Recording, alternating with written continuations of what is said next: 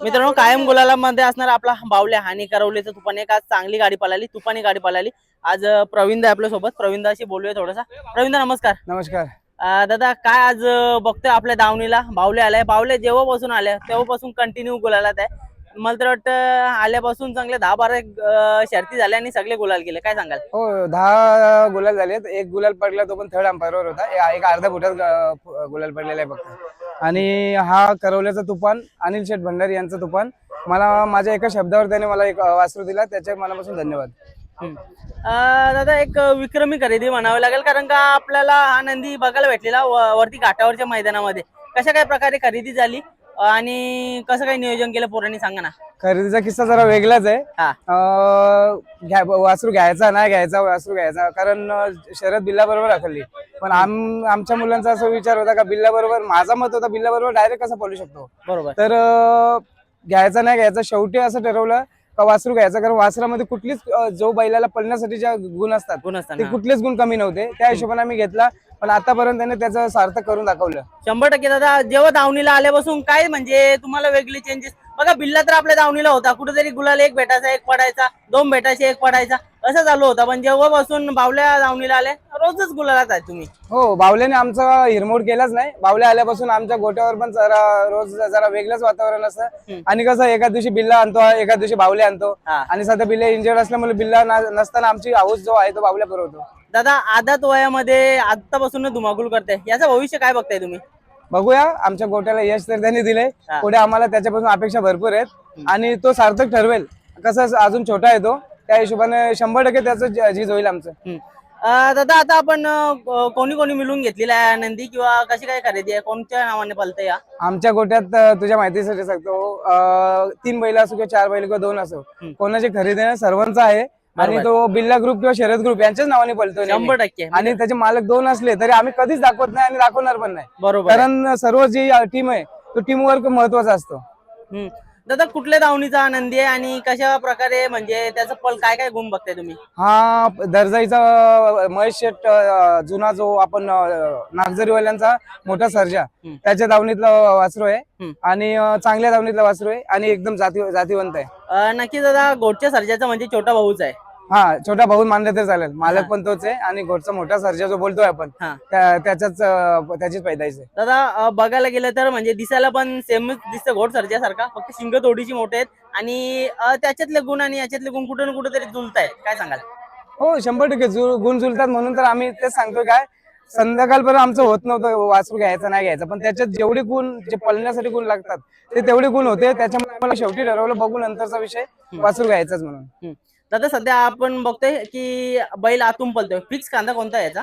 Fix कांदा तसं तो दोन्ही खांदी पळतोय. आम्हाला तर त्या जुन्या मालकाचा फोन येतोय, तुम्ही उजवा खांदी ट्राय करा, पण वेळच भेटला नाही. त्याच्यामुळे आम्ही सध्या तरी उजव्या रस्त्याने डाव्या खांदीच पळवतो. बरोबर. दादा आता आदत आहे, आदतची बरीचशी अशी मैदानं पडलेत, मग कधी विचार करताय का? कारण का आपण बघतोय घोट सर्जा म्हणजे आपल्याकडे पण चांगला पळायचा आणि घाटावर पण चांगला पळायचा. आता त्याचाच भाऊ आहे म्हणजे त्याच्यात काहीतरी गुण उतरलेच असणार सर्जाचे. सध्या आदत मध्ये माझा वरती घाटावर पळवण्याचा विचार नाही, कारण मला ते गट आपल्याला बिंजोरचा खेळ आवडतं. पण जर चांगल्यापैकी जर स्पीड लावला तर आदतचा आम्ही वरती पळवण्याचा विचार करू. दादा एवढं म्हणजे मोठा नंदी आज आपल्या दावणीला आलाय, म्हणजे असं एक प्रत्येकाला वाटतंय की खरोखरच म्हणजे असावं दावणीला. पण एक बोलतात ना की लक्ष्मी दाराशी आले, तसंच आज सर्जा भेटलाय तुम्हाला, आपला हो, 100% भेटले तुम्हाला. 100%. कारण आदत मध्ये माझ्या मोठ्या भावाचा गुरुदादाचा आदत वासरू त्याला आवडतच नाही जास्त करून, पण आम्ही आमच्या वाटलं का आदत घ्यावा, कारण 2-4 आदत आम्हाला लागले नाही, हा आदत लागला आणि त्याचे गुण पण तसेच आहेत. त्याच्यामुळे आता आम्हाला पुढचं बघूया, पुढचं भविष्य चांगलं आहे असंच वाटतंय. चालेल, दादाशी बोलतो 2 मिनिटं. दादा नमस्कार. नमस्कार. दादा नाव सांगा ना. माझं नाव साईनाथ मलिक. दादा आज बघतोय की तुमच्या दावणीला एक चांगला नंदी आलाय आणि पलतोय पण चांगला. जसं संपूर्ण महाराष्ट्रावर घोट सर्जाचं नाव झाले, तसं आपला बावल्या पण करणार आहे. काय बोलताय?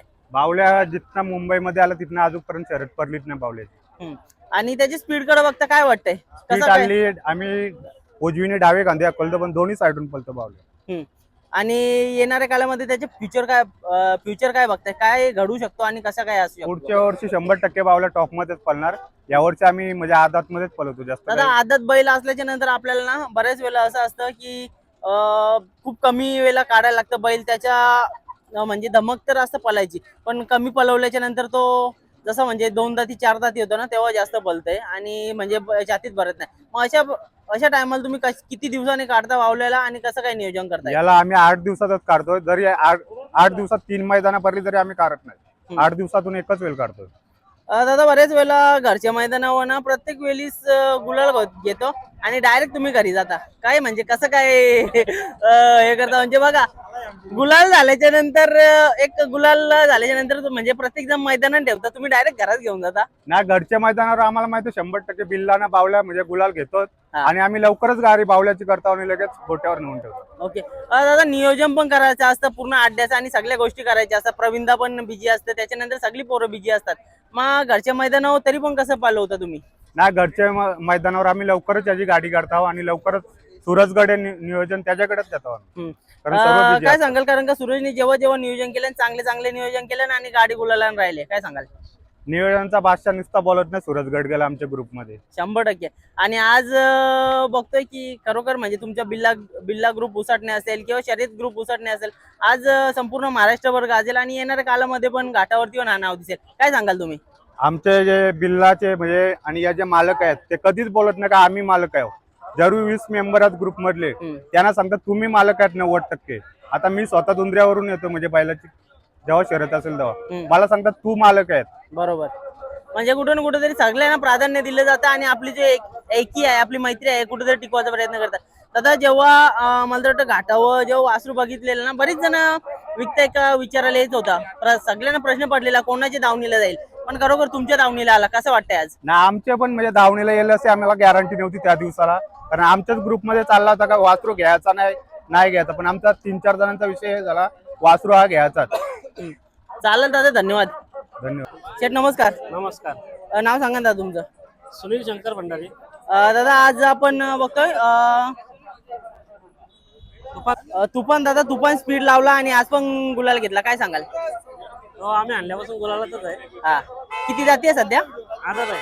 हा, आदत आहे. आदत आदत आहे. आदतचा जोड कसा काय जमला? ते मोठा भाऊ आहे माझा, हा, अनिल शेठ भंडारी, त्याच्या काही सगळा नियोजन. ओके, त्यांनी नियोजन केलं. दादा ही गाडी कशी पळाली? गाडी 1 नंबर पळाली. आदत वासरू बघा पब्लिकला आत्तापासूनच स्पीड लावतंय, याच्याकडे बघता काय वाटतंय तुम्हाला? हा, मी एक शब्द बोलतोय.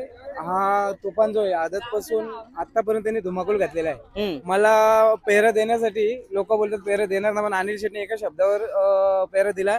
पण हा जो नाव करेल अनिल शेठचा, तो कुठल्याच वासून नाव नाही करणार 100%. कारण मी त्याचा फक्त माझ्या मैदानात पण बघितलेला आहे. फक्त नियोजन चांगलं करावा, 1 नंबर वासरू बोलतोय. दादा याच्याकडे बघता काय वाटतं? बघा पब्लिकला आदत वासरू आतापासून धुमाकूळ करतोय, म्हणजे फ्युचर त्याचा जाम मोठा आहे. हो, 100% फ्युचर मोठा आहे. आणि अनिल शेठने फक्त संयम बाळगावा आणि चांगले पेहरा करावा. वासरू त्याचा नाव रूपास नक्कीच करवल्याचं पण नाव आणि आपल्या भागाचं नाव नक्कीच करेल 100%. दादा आज संपूर्ण महाराष्ट्राचा लाडका म्हणजे मोठा लक्ष आज आपल्यामध्ये नाही राहिला, काय सांगाल त्या नंदीबद्दल? बघा मोठ्या लक्षासारखा बैल होणं नाही. आम्ही आमच्या उसाटणं कमिटीकडनं त्याला भावपूर्ण श्रद्धांजली पण देतोय. आणि माझा सर्वात आवडता असेल तर मोठा लक्ष आजला मी लहानपणापासून मोठ्या लक्षाचा फॅन आहे. बरोबर. आणि मोठा लक्ष आला का त्याला जोर सुद्धा होत नव्हता. आणि मोठ्या लक्षाला जो हरवेल त्याला असं वाटतं त्याचं का तो गगनात मावत नव्हता. म्हणजे असे नंदी कुठे ना कुठेतरी या क्षेत्रामध्ये खूप कमी किंवा तसा होणार देव म्हणजे एकच आपला मोठा लक्ष होता, काय सांगाल? हो, 100% मी तेच सांगतो. मोठा आजच्या कंडिशनला जर मोठा लक्ष असता कारण त्यावेळेस बंदी होती, तर आजला मोठ्या लक्षाचं जो नाव असतं, जसं बक्कासूरचं नाव आहे ना, त्याच्यापेक्षा 2 पटीने मोठ्या लक्षाचं नाव असतं, कारण त्यावेळेस बंदी होती. बरोबर. आणि त्यावेळेस पलून म्हणजे सप्त हिंद केसरीचा पद मिळवलेला एक मोठा पद होता त्यावेळेला, त्या टायमाला, काय सांगाल? त्यावेळेस मोठ्या लक्षाच्या विरोधात कोण गाडी झुपत नव्हता. आणि मोठा लक्ष गटाला असला समोरच्या कुठल्याच गाडीला तो जवळ पण येऊन देत नव्हता. 100%. म्हणून त्याला नुसतं सत्य इंद्रकेसरी ना, मोठा लक्ष हा देवच होता आणि देवच राहणार तो. नक्कीच दादा, शुभेच्छा तुम्हाला. येणाऱ्या कालामध्ये असेच आपले नंदी घडो आणि कुठंतरी लक्षाचा आशीर्वाद घेऊन आपल्या नंदीला पण कुठं ना कुठं एक चांगला स्पीड लागावा हीच ईश्वरचरणी प्रार्थना. धन्यवाद.